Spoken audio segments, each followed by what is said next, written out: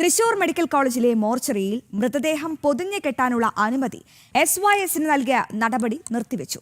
പോസ്റ്റ്മോർട്ടത്തിന് ശേഷം വരുന്ന മൃതദേഹങ്ങൾ കെട്ടുന്നതിനുള്ള അനുമതിയാണ് SYSന് കൈമാറിയത്. മൃതദേഹം കെട്ടാനുള്ള അനുമതി മതസംഘടനയ്ക്ക് നൽകിയ നടപടി വലിയ വിവാദമായിരുന്നു.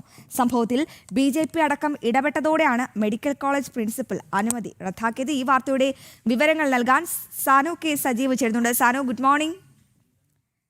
സാനു, തൃശൂർ മെഡിക്കൽ കോളേജിൽ എന്താണ് ഇപ്പോൾ നടക്കുന്ന സംഭവ വികാസങ്ങൾ? അവിടെ നമുക്കറിയാം ഈ മൃതദേഹം കെട്ടാനുള്ള അനുമതി സാനു ആർക്കാണ് നൽകേണ്ടത്? മതസംഘടനയ്ക്കാണോ നൽകേണ്ടത്? എന്തായാലും വിവാദമായതോടെ ഇപ്പോൾ സാനു പുറത്തു കൊണ്ടുവന്ന വാർത്ത അത് വിവാദമായതോടെ ഇപ്പോൾ ഒരടി പിന്നോട്ട് വെച്ചിരിക്കുന്നു. തൽക്കാലത്തേക്കും എന്താണ് ഈ അനുമതിയൊക്കെ പിൻവലിച്ചിരിക്കുന്നു. ഈ സുന്നി സംഘടനയ്ക്ക് നൽകാനുള്ള അനുമതിയൊക്കെ പിൻവലിച്ചിരിക്കുന്നു. എന്തായാലും നമുക്കതങ്ങനെ പിൻവലിക്കാൻ പറ്റില്ല. കാരണം വളരെ ഗൗരവതരമായ ഒരു വിഷയമാണ് സമൂഹത്തിൽ സാനു കൊണ്ടുവന്ന ആ വാർത്ത അഡ്രസ് ചെയ്യപ്പെട്ടത്. അപ്പോൾ ഇനിയുള്ള നീക്കങ്ങൾ എന്തായിരിക്കും സാനു?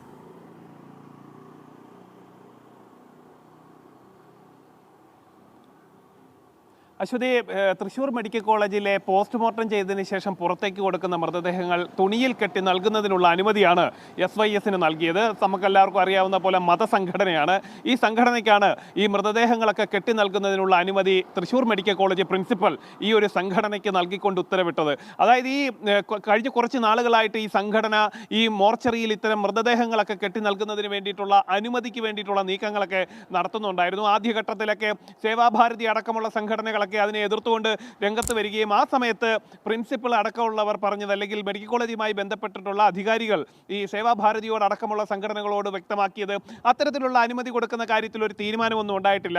ഇവർ അനുമതിക്ക് വേണ്ടിയിട്ട് തങ്ങളെ സമീപിച്ചിട്ടുണ്ട് എന്നാണ് ആദ്യഘട്ടത്തിലൊക്കെ പറഞ്ഞത്. എന്തായാലും വളരെ പെട്ടെന്ന് പൊടുന്നനെ ഈ ഒരു SYS എന്ന് പറയുന്ന സംഘടനയ്ക്ക് ഈ മൃതദേഹങ്ങളൊക്കെ പൊതിഞ്ഞു കെട്ടുന്നതിനുള്ള അനുമതി കൊടുത്തുകൊണ്ട് ഉത്തരവിടുകയായിരുന്നു.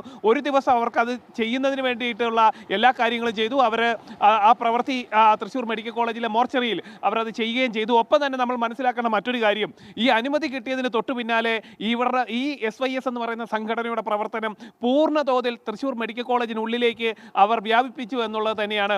ആ ഒരു ഉത്തരവിൻ്റെ മറവിൽ അവരെത്രത്തോളം ആ ഒരു കാര്യങ്ങൾ അല്ലെ അവരുടെ സംഘടനയുമായി ബന്ധപ്പെട്ട കാര്യങ്ങൾ മെഡിക്കൽ കോളേജിനുള്ളിലേക്ക് വ്യാപിപ്പിച്ചു എന്നുള്ളത് അതീവ ഗൗരവകരമായിട്ടുള്ള കാര്യമാണ്. നമ്മൾ വളരെ സൂക്ഷ്മതയോടുകൂടി അതിനെ നോക്കിക്കാണേണ്ട കാര്യം കൂടിയാണ്. ഒപ്പം തന്നെ ഈ തൃശ്ശൂർ മെഡിക്കൽ കോളേജിൻ്റെ മോർച്ചറിക്ക് മുന്നിൽ SYSന്റെ ആംബുലൻസ് സർവീസിനുള്ള സൗകര്യവും ഇതിൻ്റെ മറവിൽ അവർ തരപ്പെടുത്തിയെടുത്തിരുന്നു.